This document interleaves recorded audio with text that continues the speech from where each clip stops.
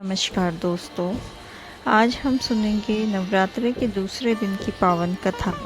इस दिन पूजा होती है तप की देवी माता ब्रह्मचारिणी की। आइए जानते हैं इनकी अद्भुत कथा और पूजा के महत्व के बारे में। पर्वतराज हिमालय की पुत्री और माता शैलपुत्री का अगला अवतार ब्रह्मचारिणी है।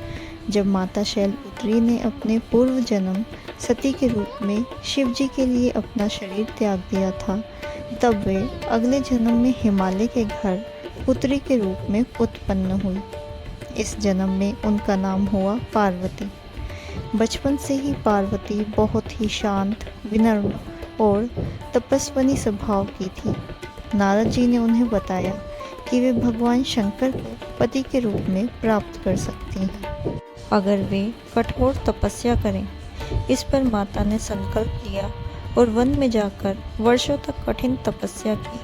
कई वर्षों तक केवल फल फूल खाकर जीवन यापन किया। फिर लंबे समय तक केवल कंदमूल पर ही निर्वाह किया। इसके बाद केवल घास और पत्तियों पर जीवित रही। अंत में उन्होंने जल और अन्न तक का भी त्याग कर दिया और घोर तपस्या में लीन हो गई। उनकी इस कठोर तपस्या और अटूट ब्रह्मचर्य के कारण ही वह ब्रह्मचारिणी कहलाई। उनके तप से तीनों लोक हिल उठे। देवता, ऋषि और स्वयं ब्रह्मा विष्णु भी उनकी शक्ति और साधना से प्रभावित हुए। अंततः भगवान शिव उनकी भक्ति से प्रसन्न हुए और उन्हें पत्नी के रूप में स्वीकार कर लिया। माता ब्रह्मचारिणी के दाहिने हाथ में जपमाला है, जो साधना और भक्ति का प्रतीक है। बाएं हाथ में कमंडल है, जो त्याग तप का साधक है। इनका स्वरूप अत्यंत तेजस्वी, शांत और सौम्य है।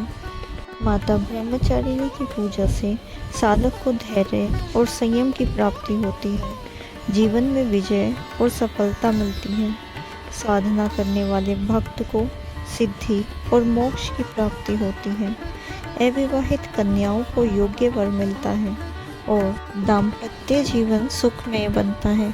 इसीलिए नवरात्र के दूसरे दिन माता ब्रह्मचारिणी की पूजा करके भक्त तप, वैराग्य और आत्मबल की प्राप्ति करते हैं। तो दोस्तों, यही थी माता ब्रह्मचारिणी की नवरात्रि की दूसरे दिन की कथा। माता ब्रह्मचारिणी की भक्ति से हमें संयम, तप और धैर्य की प्राप्ति होती है। अगर आपको यह कथा अच्छी लगी हो तो वीडियो को लाइक करें, शेयर करें और सब्सक्राइब करना ना भूलें। मिलते हैं नवरात्रि के तीसरे दिन की कथा में।